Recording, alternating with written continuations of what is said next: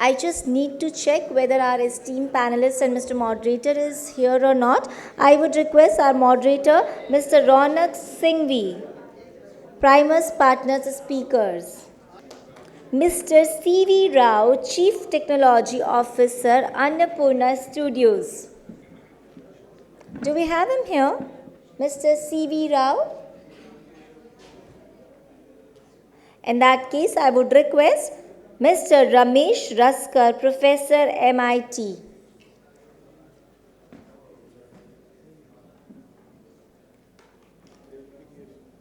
Okay.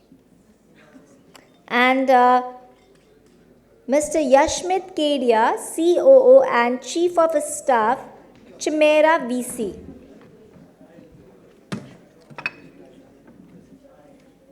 Well, they can be here any moment.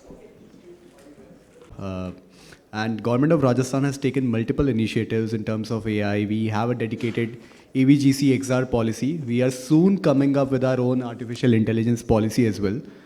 And so we are at the cusp of something really, really interesting. There's a lot of revolution that's happening on AI front. And the topic today, I think it's very interesting because we have a diverse set of speakers, eminent speakers on our panel today, and that is going to make it very interesting. I keep it very conversational style so that the audience that we have can actually get some value out of it. So I'll also give a chance to the panelists to introduce themselves because I wouldn't be able to do that justice with the kind of credentials you people have. So first of all, we have Shri Satya Narayan Mishra, Meena sir. Meena sir has been the additional CEO for GEM, the GEM marketplace. I think public procurement in India has been revolutionized through GEM, and he has been at the helm of everything that is making the public procurement process very efficient, very transparent. And I think the numbers could be over and above lakhs of crores, where the total public procurement happens through GEM marketplace these days. Sir, we are honored to have you today. And if you can just share about what has been the journey so far at the GEM. Yeah, thank you so much, Raunak, and esteemed panelist, stage, and the Government of Rajasthan and AI Impact Summit team. So government, please.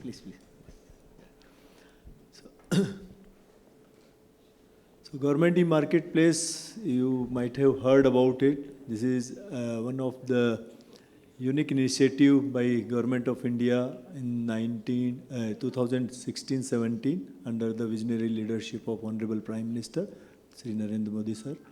And the concept, before this, many of new young entrepreneurs might not have been known that before this, we used to have a system called DGSND, where all paper and rudimentary systems were there. Procurement system was it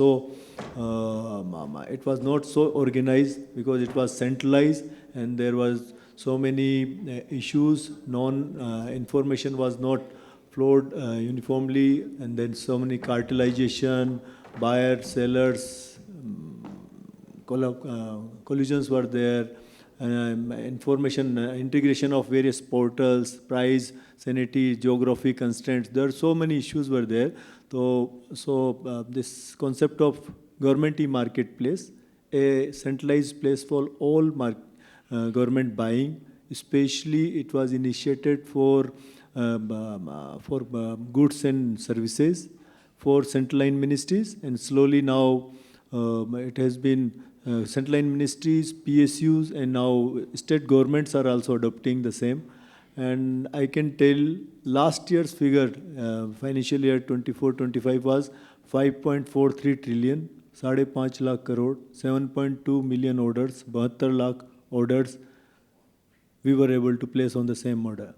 And India stands third largest after GB's GSA of USA and CONEPS South Korea. We stand with the 64 billion rupees GMV. We stand third largest in the globe. And very soon we'll be, and this year we are expecting 7 trillion. So we are expecting that we'll cross second mark, and you can just see we have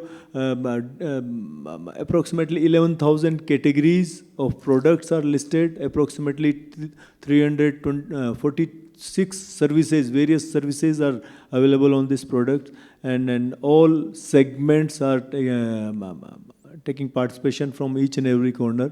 And government e-marketplace based out on three major pillars: efficiency, transparency, and inclusivity. Because government is not limited only to one or two segments. Each and every corner, irrespective of geography, every part of the country's sellers and buyers must be benefited and participated. Thank you so much, sir, for sharing your insights, because I have personally seen the impact of GEM marketplace on Indian economy at large, because it has transformed completely all the sectors. Yashmit is with us from ChimeraVC, and don't go by his age, because Chimera is doing some amazing work out there in the field of AI. So we will have a VC side of things, VC side of insight, that how are they seeing this India story coming up. He's a chief operating officer as well as chief of staff at Chimera. And so good to have you, Yashmit. Thanks so much. Unfortunately, I'm not as esteemed as, so am I right? He probably has more, he was the working experience than how old I am. But forgetting my age, my name is Yashmit. I'm the chief operating officer at ChimeraVC. We're an early stage gaming fund, India only. We like to invest about $500,000 in our first check. And in the last year, we've done 10 investments. With gaming, AI is just a massive integral part of that altogether. Right? Our story is very, very interesting as the formation of us as a VC. My partner is 19. So we kind of, the name Chimera is an unimaginable idea, right? What it is we have two super young people leading a team with $25 million kind of investing into the industries. AI is a big part of that. AI has now actually taken over every single sector, especially that of gaming. What's a fun fact is that actually AGI, which is artificial general intelligence, and AI was actually perfected because of gaming. That was by the DeepMind team. So there's this guy called Demis Hassabis, and he kind of created AlphaGo, AlphaFold, which is one of the oldest and first AGIs. So basis that, I think I'm here now to kind of give some idea of what a VC is expecting to happen in AI and how Sandboxes and UGC creation will kind of take a hold of us going forward. Thank you, Yashmit. And we have Mr. C.V. Rao, sir. He has been the pioneer in the post-production space. He's a chief technology officer at Annapurna Studios, one of the leading names in Indian post-production and media and entertainment industry. Good to have you, sir. Good evening. I'm very glad to be here. Completely, we are into creative industry. Like you are in gaming, I'm into film industry. So definitely AI is playing a major role in creative industry for the filmmaking, either it is for theatrical or for OTT. So we used to have a lot of issues in the beginning, like before AI, to generate one storyboard or like any concept art. We used to go through a lot of steps. We used to wait for days to see the life of the scene, right? Now, but today, if you have the script, you will get to see your storyboard or concept art in a matter of 1 hour or 2 hours, if you have a good artist in hand, right?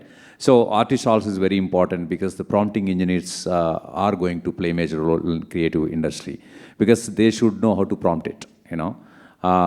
If they know how to prompt it, they can get the multiple versions from AI also. Like otherwise, if you are limited to prompting, your output also will be very limited. So saying that, and also you may not get the final output at this moment, but going forward, you may get the final output. But it depends on your decision making. Are you happy with the output what you got, or you want to get more than that? Then that means if you want to get more than that, or you want to get what you want, then you have to go to the regular process. Okay, like to generate one shot, give the prompt and get the shot. If you are happy with it, happy. Otherwise, Like you have to hire the crew, go to the location, shoot it, edit, then color it, then see the shot, which is like time-taking process, right? Like earlier days, we used to shoot on a negative. So to see the colored video, you have to process the negative, then do the telecine, then transfer that into digital format and see the video like that. So in the future, what I believe in it, I think through AI, the films will come. Like you say, you can see 2D animation films, 3D animation films today. So different streams, right? Stream of filmmaking. 2D animation, 3D animation, anime is there, very popular with Demon Slayer nowadays, okay? So those films, can you make it with using AI is the question. But using AI, you can make films. It's called AI films in the future, right? That will be AI films, then live action films. Live action films will always be there because as long as human keep thinking, so they won't be happy with the output what they get automatically. They want to experience of making the film in the regular format too. But AI will be helpful for the future filmmakers, particularly for the new generation. That's what we believe in our creative industry. Thank you, sir. I think this is what the diverse panel I was talking about. A policymaker, a VC, and a veteran from the media and entertainment industry. So, as you are holding the mic, CV sir, we have seen that in the recent times, AI has, as you rightly mentioned, that has been used in films, and we would see where full-fledged films are going to be made just by AI. Now, the topic that we are discussing is what is the cost versus ROI, return on investment benefit that you see? Because at upfront, there is a lot of cost that is involved. But do you think that in unit economics or business economics wise, would the ROI or the return on investment make sense? Because in making a film, there is writing involved, there is production, pre-production, post-production, and I think AI is, or the technology is largely transforming everything. So the ROI, basically, it depends on the IP holder, okay? Once you have the right script, okay, the filmmaker decides which technology he wants to use to make the film, okay? So let's say you want to pitch your script to OTT, okay? If OTT likes your script, then you decide what the medium you want to use to make the film.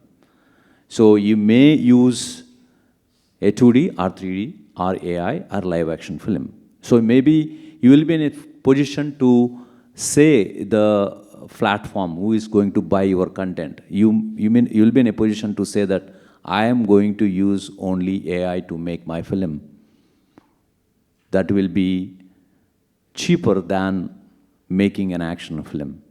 And there you will get a lot of ROI, definitely. But if they agree or they don't agree, but if your script is very powerful, they have to agree.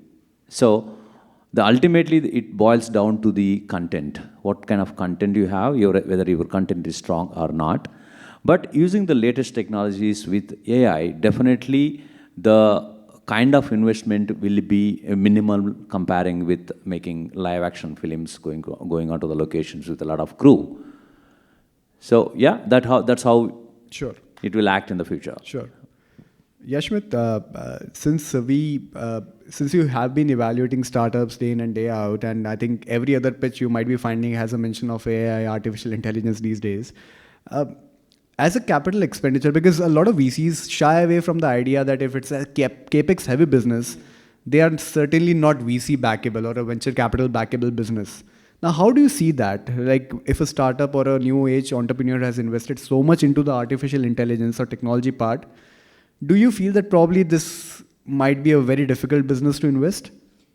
I think that is a misconception inherently. I think what we're seeing right now is a shift away from general intelligence towards more specific AIs. I think that's what really will be the AI to actually go forward, right? So even if there's a high R&D CapEx expenditure in terms of an AI product, we don't think that is not something to invest in. At the end of the day, our thesis as investors is to find a white space or be solving a problem, right? So if the product they have created, even if the cost of CapEx is high, as long as it's solving a white space or filling in a problem, I think that is definitely something we can look at. And like you mentioned, AI is really integral part of gaming. You see it every single startup will have some aspect because that's just how fast AI is progressing. It's a disruptive industry inherently, right? So I do think that a high capex really does not diminish the value of a startup, but it can be a red flag that we use to see is why is it so high? Is it because of a lack of expertise on the founding team that they were unable to actually build something? And obviously you can do comparative aspects to other startups to see were they able to build something for cheaper, or you can even take case studies from the West where they've adopted AI significantly better than Indians might have as of yet, right? So I think it's not a limiting factor by any manner. Sir, question to you. You mentioned some numbers, and those numbers were truly mind-boggling, like 5 lakh crore plus value of transactions have happened on the public procurement through GEM marketplace. Now, you also mentioned about pillars like efficiency, transparency, inclusivity. Now, how do you see that AI, with the rise of AI, do you see that this process is becoming better? How are you adopting AI? No, very rightly related and question. Thank you for putting this question, because sometimes क्या होता है ना कि सरकार में हो रहा है AI और इससे क्या होगा. वैसे तो ये पूरा प्रोग्राम ही आप देखेंगे गवर्नमेंट इनिशिएटिव है, तो the way it is changing and Yashmit is rightly mentioning that India have to adopt the way it has been adopted globally. तो करना है तो उसी in the similar way. So when I mentioned the numbers, so the enormous data is available. Now since last 8 to 9 years, so much business has been done, and now we have a potential. So now we are using AI for decision making, we are for analytics, for compliance purpose, and for market sanity. Once I'm mentioning for decision making, so the kind of categories are being, the kind of products are being sold, at what price level, whether these prices are matching to the similar products which are already available in the market, for analytics purpose, for decision, whether this particular segment is going high, and with respect to demand versus availability, all kind of things, decision. And when I am mentioning, because there is transparency, for transparency, the market sanity, we have an exclusive market sanity team where all kind of issues and possible collusion between buyer and seller, like you won't believe, there were used to be cases from the same IP, buyer and seller were used to do the trading. You can just simply understand what kind of this. So now from compliance and security point also, so all such kind of market sanity to decision making process for efficiency, we are using AI systems. And very soon GEM 1.0 is going to be transferred into GEM 2.0, where more advanced feature will be there, along including of all AI solutions.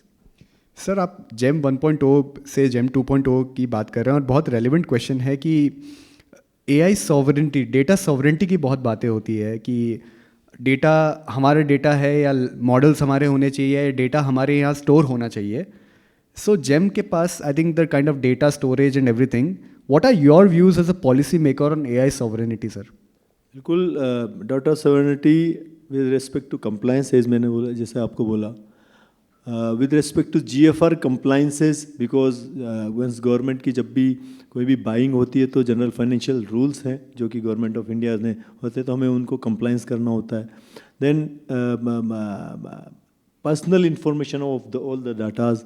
And so we are taking care of all such kind of things, and then security of data, cyber security point of view. So GEM has taken all the steps, and while keeping migrating from on-premise to cloud, we have done, but we have taken all the precautions for data security point. See, we as AI, we have seen that the technology in media and entertainment industry, 1930s, there was sound that came in. 1950s, we saw that probably color came into picture. Then 1990s was all about CGI, VFX, and all of those things.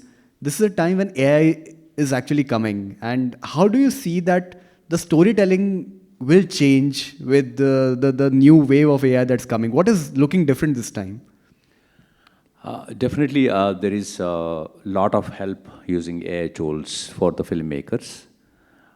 The filmmakers nowadays, for whom we see is in the industry, the new generation is coming to the industry to make films. And the graduates who are like engineers from very reputed universities, they are coming to the film industry. So, they are very smart using AI tools and produce a short film or like a documentary to showcase their skill set. Because, otherwise they had to go through the process, right? They had to find proper budget to make a short film a couple of years ago, like let's say a year, 2 years ago. Today, they just need to have one laptop. They just need to know AI tools, how to present their script in the form of video to any producer and to any investor who can come forward and invest in his product. That is the big thing I'm expecting. We are seeing currently, because I meet many students who is coming forward, because we have a film college and we have production house. We keep hearing the scripts from the students.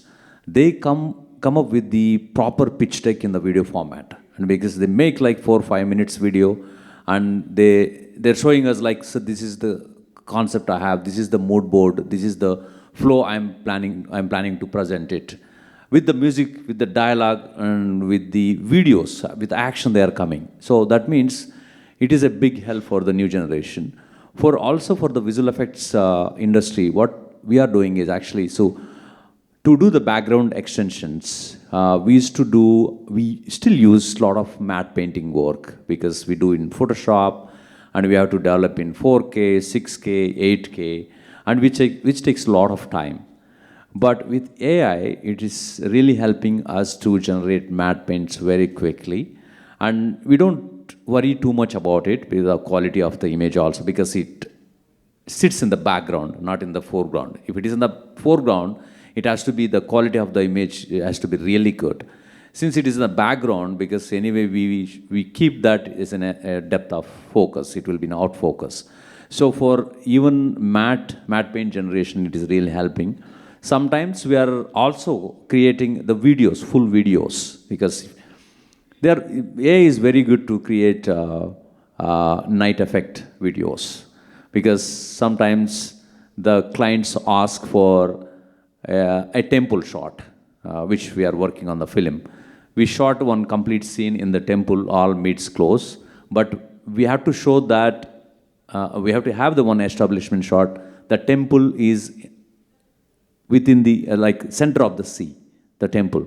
So how do you get that? So to create that in the visual effects in a normal process, it costs a lot of money, but the film does not have enough budget. So we have used AI tool and created the video in 4K resolution, which is really helping, and we have checked on the big screens. But if you see 6 months ago, the quality was not that great, but there is a big change in 6 months of time. And we see a lot of change in next year. Maybe after 3-4 years, and you will see films made using AI tools. And also some festivals, they now open the doors to submit the films for the festivals, and they have opened the category for awards also. That is how it is growing, the AI. Great. I think no field would remain untouched from AI, like media and entertainment. And yeah, we were speaking about a movie which Varanasi. I think that case study itself is a remarkable story in how. Yeah, when we released Varanasi a title announcement video, some people thought it has been generated using AI, which was not true. So not even one pixel in any frame is being generated using AI. Everything was done using a traditional method. We used all 3D softwares, the compositing softwares, and spent almost more than a year to create that 3.5 minutes video. If you go back and see that, all assets are developed using 3D softwares. Wonderful. Yeah. I mean, if I may add on, the animation industry and the gaming industry actually work very similar in parallel. So I actually think that another point which I want to add on to what Sir is doing is that AI is actually reducing the barriers to entry. It's allowing people to pursue their passions more freely, where historically they might have to go into traditional methods. Having access and opportunity through AI actually is allowing people to expose themselves to what they want to build. For example, with Sir, if someone wants to build, like an engineer he mentioned, wants to build a game, it's a lot easier now today to build a game. It's called vibe coding, where you go to a no-code platform like Lovable or whatever else you want it might be, or even GPT, right? And you can actually build games just by typing on what you want to see. So it provides opportunity to so many, many more people about it. So when you spoke about vibe coding and no-code tools, there is a small startup, and it's part of iStart program, what we are also doing in Rajasthan. A small startup from Jodhpur did a vibe coding tool, and it's like popular all over the world. The company's name is called Duolite. So coming to that question, Yashmit, what do you see, what do you believe in the India story? AI, India does have a advantage or no? Maybe we'll get to know, but what is your view on the India story? So I think my India story is actually similar to the previous point about data sovereignty. I think India's story and success is in the amount of data we possess, and keeping it sovereign to India will be the factor that helps us grow. What we have is people, which means we have data. And in terms of gaming in particular, I would say that that should be leveraged to create, so for example, within Sandboxes, it allows us to iterate a lot faster and further to actually remove all the imperfection and kinks. So over time, with the correct infrastructure support by the government, I think having amazing studios, infrastructure plays, SaaS platforms coming out that actually support future entrepreneurs and current entrepreneurs to actually build global level games which actually hit the level of virality. I think that's where India's moat may lie, because we obviously have that level of innovation and quality of talent. There's no lack of that. It's the infrastructure right now that needs to uplift those people to the current level.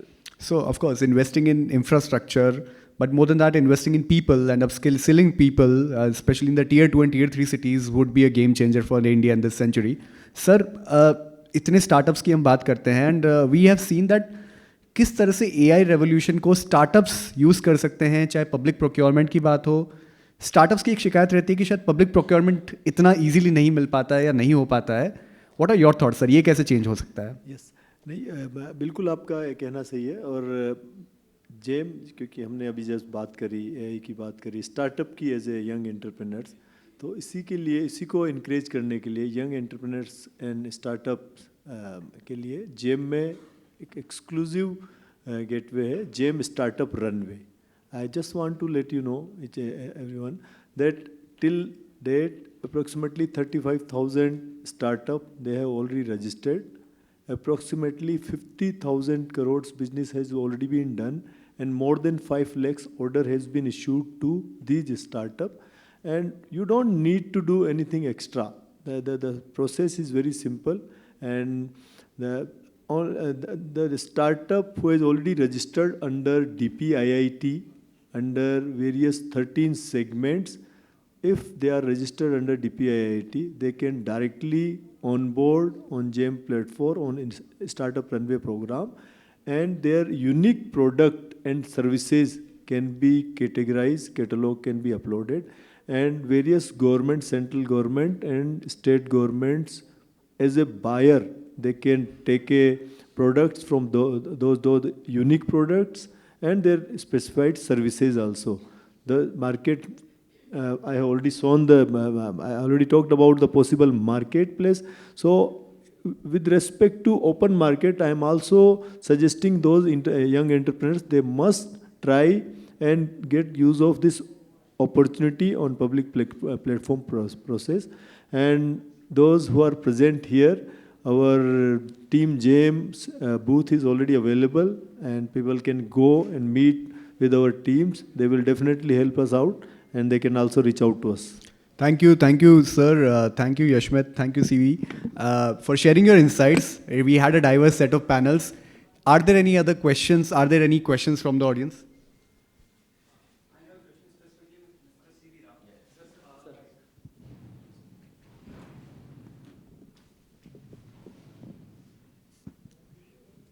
I also had attended your earlier session in the Mugda Hall. So, what do you think about the AR-based live theater characterization using the holographic and other kind of technologies instead of having watching a movie on a static screen? What do you think about having a live characters without having a glass kind of thing by using holographic and other kind of technologies? Because it can replace the characters that on the theaters and the movie. Yeah, see, there are many formats to present your content. Okay, it's no limitation. So I just had one screening in the basement actually, in the film festival. It's a small room. They were sitting on the floor, literally on the carpet. And the room was almost like, it's a small room, maybe 20 by 20. Almost like 60 people were sitting in the room. So they did not expect any 5.1 Dolby Atmos 4K projection, but still they enjoyed. Likewise, so even your holographic thing also. So there are audience to see that, and definitely there will be demand. And also the formats, the film formats. If you see, you go to regular theater, standard screen, right? You also go to IMAX. You also go to Dolby Cinema, you also go to 4DX, D-Box. The film is same, the content is same, but the experience will be different. So what we have to focus on creating the content. So that is very, very important. And you have the technology available. So use any technology to present it. So why we have multiple formats of exhibition? Because we have different tastes from the audiences. To attract as maximum as possible, we need to get more audience to watch our content. That's the reason we need to approach different formats. This basically more wider, to make it more wider, make it more available. Because I like watching films in Dolby Cinema only. Okay, now today I've searched here because first time I'm coming to Jaipur. Okay, the moment I've come here, I've searched what is the best theater available in Jaipur. I've come to know Raj Mandir is the one that I should not miss. Don't watch the film, go and experience in the theater. Whether you watch it or you don't watch it. But the experience in the theater, why the theater has that reputation? Because the theater owner has passion to maintain that theater. I don't know whether he is making a lot of money out of it because it's a very big space. I'm going to visit today. Likewise, so the format of exhibition is like definitely it has its own audience. That's what I believe. Sorry, very small follow-up question. Basically, I had asked this question because there it can help in a paradigm shift to in the rural India, specifically rural Rajasthan, to create digital content where expert teachers or expert doctors cannot arrive in a rural belt. Yes. So if we are capable to create a content in a digital format, because still there are not so many smart boards to teach the students. So if any expert lectures are available in a live format, then they can learn much more better, because some persona have that kind of capability to create a ripple effect in the students' learning. So that's why I had asked. Understand? Yeah, no, it will reach more target audience. Basically, it's easy. That's one medium. Thank you for asking. So my question is for the GEM marketplace. So you said you use AI in decision making.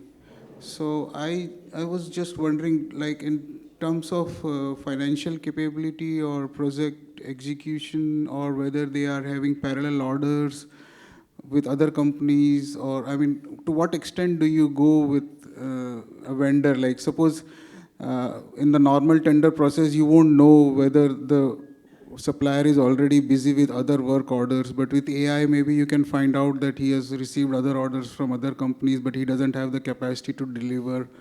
So have you incorporated such things, and also about financial performance and past performance of quality and things like that in terms of decision making? Yeah. So just briefing you for the larger audience. Government e-marketplace is a platform where they are a facilitation between buyer and seller. We don't get into after issue of the order. So bids are being published, and on those bids will be framed as per the various standard category of the products and as per the market requirement of the buyers. And accordingly, after fulfilling various criterias, those will be standardized so that it will reach to larger audience, larger seller base, and it will not be limited to one geography specific or one specific container. And after a due procedure, PO purchase order will be issued to selective sellers. After that, GEM is not having any role for execution. Now it is the role and responsibility of various users. So it is like after this Amazon or Flipkart, once order product is received to you, what you are dealing with that product, Amazon is not responsible. So in the similar way, once it is a facilitation tool right now. But while adopting this process, we are doing so much analysis and using various data analytic tools. Okay, and you also mentioned about avoiding cartels. So how would you know if people are not bidding and they're just allowing one person to bid, or So the others who are silent? Like if there is a cartel, I mean, they'll just let one or two people bid. Others will be silent. So how would you know that the others are silent? If only for because I'm taking your question as a different thing. I am allowing each and everyone to participate. I am not restricting to participate. The idea in earlier what used to happen, the bids used to publish in a very short notice, and immediately 2 or 3 person who were known. 2G scam. I don't want to because I don't want to comment on that thing. But now a person, if a tender bid has been published by Rajasthan, then a seller sitting in the corner of Ladakh, Kashmir or Tamil Nadu, they can very well participate in that, irrespective of the geography. So more participation is there, more transparency is there, and it is a rule-based system. So we can definitely take a call on compliances. Hello, hi, I'm Neeraj. I have a question, a passing thought for specifically Shri C.V. Rao and Yashmit. What do you think of this scenario? The technology is almost here for creating perfect digital avatars and personas of anybody, trained on their mannerisms, video, and in their image, and even trained on their personality. And the back-end intelligence is constantly progressing very fast, and other tools and techniques. So let us take a leap and think that can there be a point, especially you would be knowing, where a person's digital avatar would be licensed to participate in an AI movie, and there can be a business model in that. And so on and so forth. You can guess the rest. And maybe actors, they will license their digital avatars to participate in an AI movie. It will be perfect likenesses according to their body. They'll move and talk like that. And what do you think? So you get the gist, and lot other stuff, so on and so forth from that. And they will be just licensed their digital avatars. That way they'll act in many more movies. Sir, and actors anybody can license them. Actors are already thinking, they are preparing for that actually. And I don't want to name it, very popular actor in India, very, very popular actor. He doesn't want to act. He's waiting for the technology to come, and he told many people to prepare his avatar. Technology is almost here. I own some. I don't know, there are issues. Many levels of details. Now, basically sitting here, my team is working on one project. Lot of talent and money is being thrown at all this. Yeah. So we are working on one project since last 1 year. That actor doesn't want to come to location at all. He clearly told us, you make my avatar, do whatever you want, and give me the revenue share. Don't give me any money. Oh, it's already here. It's already there. Okay. So that will take little time because we are going through the process now. But things are speeding up. The voice-wise, we are almost there. Voice-wise, of course. We are almost there. but sometimes we are not getting the 100% perfection. That's Voice the reason. off also, if you take a sample, you can reproduce with emotion any kind of voiceover. That's what, as I said, 10 seconds. the decision maker is the captain. Who is the captain of the film? Director. The director. If the director is happy, whatever comes, that is done. Who knows Some there, directors. Who knows, there might be an AI director. But still, there are few directors. I'm dealing with them. They don't want to use AI at all. Yeah. There are people. Okay? And I was interacting with one director yesterday. He was talking to me, boss, I want to shoot on using 3D cameras. Can you get? Sir, why do you want to do it? Go shoot with digital camera. We will do the conversion in post. He said, no, I don't want that. I want to see it on the location. He knows that there is a technology, but he doesn't want to use it. There is a viewpoint to all this, a perspective. It is all evolution. Like Exactly. from the manual typewriter to the electronic typewriter, then people say a lot of art will be lost. Then from that to word processor and a computer and So it is always a generation change. So evolution is there. Yes. Some people will resist it, but this is the way things are going, I think. Thank you very much for your Now name. he will be using technology more, not me. He will be using because he's a youngster. He's I coming think into you'll the be market taken now. along on the tide. You cannot resist. You are a modern guy. You are sitting here. You are the CTO. Thank you.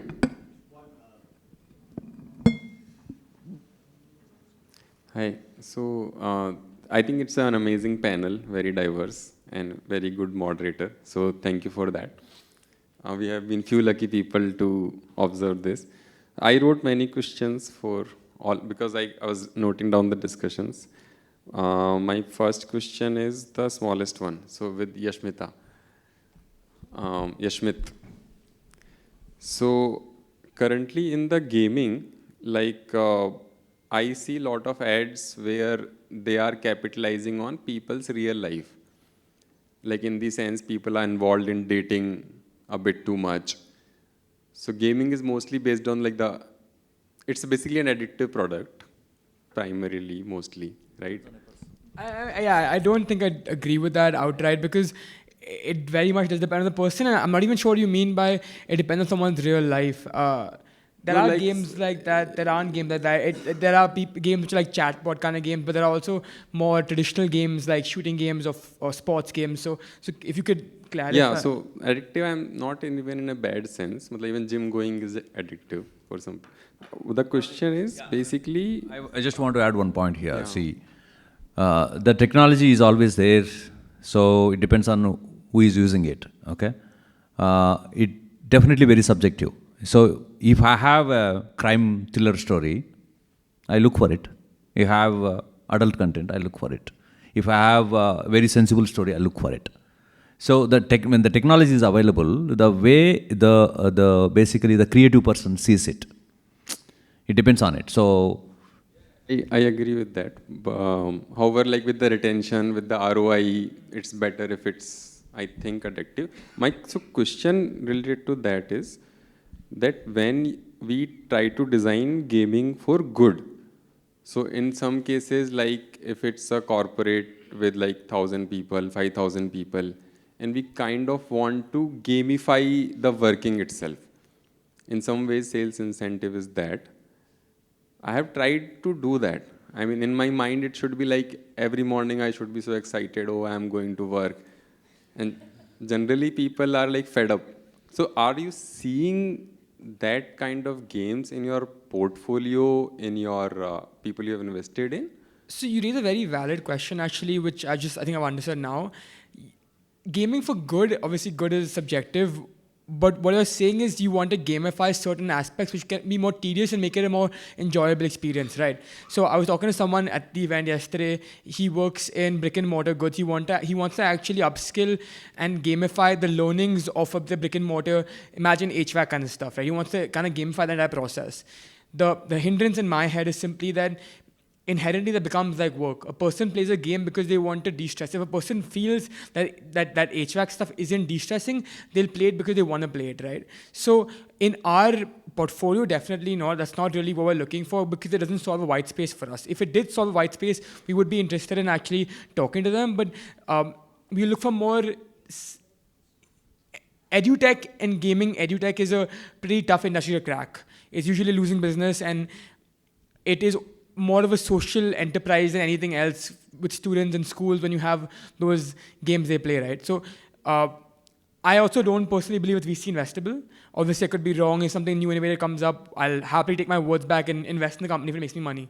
But I do think that gaming for good is not a real thing. I think you game because you want the dopamine from it or you have some utility coming out of it, and that's what it is at the end of the day. So, yeah, definitely. So I'll just ask this one. It's very close to my heart. So I used to be a gamer. I was in IT Delhi, just like Satya sir. So mainly it is about the gameplay. Yep. Right. So are people using AI to create like the visuals and like the other things, or are people using AI to fundamentally research like what gaming is more sticky? I think AI is being used for everything. Definitely graphics. First of all, I think Mr. can agree, graphics 100% is being used using AI. They're also using it to find out what are better retention loops, what keeps players more engaged, and methods of doing that as well. And also on the studio side, in terms of actually building out games, there are many platforms, something called Rosebuds or AI, where you can literally it's like a typed a game, where you chat something and a game gets built out of what you've typed out, right? So I think AI is being used in every single aspect within gaming as well. So it is definitely a yes, that you will see gaming across every single life cycle of a game. From the graphics aspect to the retention loop cycles, the ROI, to the analytics aspect. AI is being integrated in every aspect for sure. Okay, so I have one more question for CV, sir. So, sir, like currently the production houses, like especially the smaller ones that I see in Jaipur or tier 2 cities, they are either very focused on the camera and the movie and not adopting tech as much. And then there are new ones growing, which have more engineers in them. So do you see this skill gap? Will the older ones, the smaller ones will phase out, or like how is the whole industry taking shape? See, anyone, basically they have to definitely pursue the updates in the market. If they don't upgrade themselves, either younger or older, they will not be in the game. So anyone, say for example, now I'm sitting with Ash, he's young, almost 20, 25 years younger than me. 20 years? 23 is almost like 27 years younger than me. So I'm sitting here because I'm following the trend. I'm following the market updates. That's the reason I'm sitting here. If someone doesn't want to upgrade themselves, they will be out of the market. So I advise everyone, it's not about age, it's every person, they have to definitely follow the market and follow the technology upgrades so that they will keep doing good. And to say to your question about like the older ones and younger ones, definitely the new generation will use technology in a better way. Because the universities and the colleges, they are implementing these AI courses also during the classes. So their subjects too. So that they will have better knowledge and they will have upper hand in the market. Thank you. Satyanarayan sir, one question to you. Like, is there any... You are equivalent to 20 members here, huh? I'm filling up the seats by my thoughts. Sir, so is there any different, because I see a lot of government departments are procuring AI services, both in terms of hardware integrated as well as just the data and software integrated. So is there a separate category within the GEM portal right now? Are you focusing on like where the government needs to procure AI? And is it happening more from the big ones like the PWCs, then the EYs and so on? Or are they also integrating newer AI technologies from smaller companies in India? So very, very right question. But right now, it is more of a customized requirement. So we don't see much categories right now. It is in the software. But we are waiting for suggestions from various corners and requests from the government buyers. So we'll definitely create the market-based requirements and categories for this thing. So we are open for all.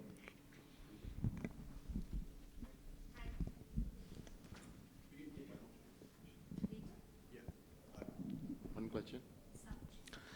Hi, Neeraj again. This question is addressed to Shri C.V. Rao ji again. And so the question is again regarding AI. In the whole filmmaking process for an indie filmmaker as well as studio, script writing to storyboarding to mock storyboarding and maybe some prototype screenplay to show to people and other things,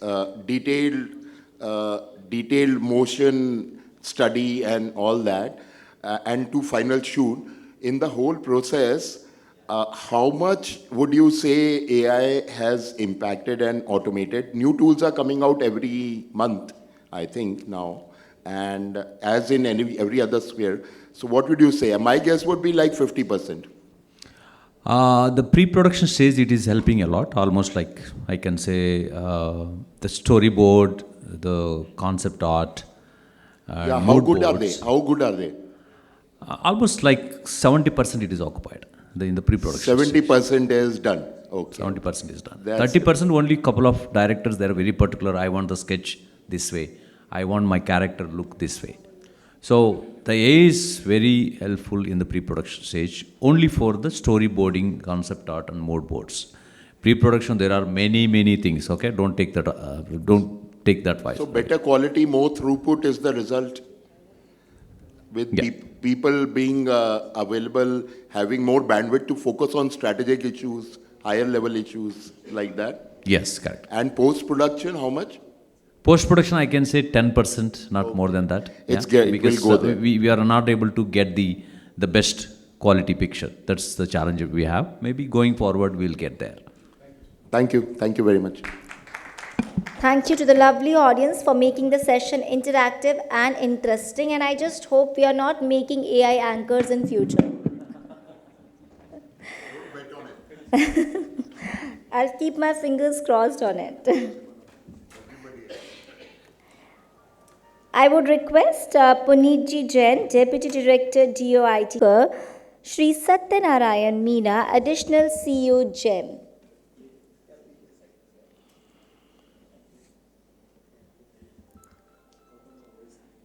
I would request Mr. Puneet to kindly felicitate Shri Yashmit, Kedia, COO and Chief of Staff, ChimeraVC. I would request Puneetji to kindly present the memento to Shri C.V. Rao, Chief Technology Officer, Annapurna Studios. I think cross ho gaya hai. Thank you so much. I would request Mr. Puneetji to kindly felicitate our moderator, Mr. Raunak, Singhvi, Primus Partners.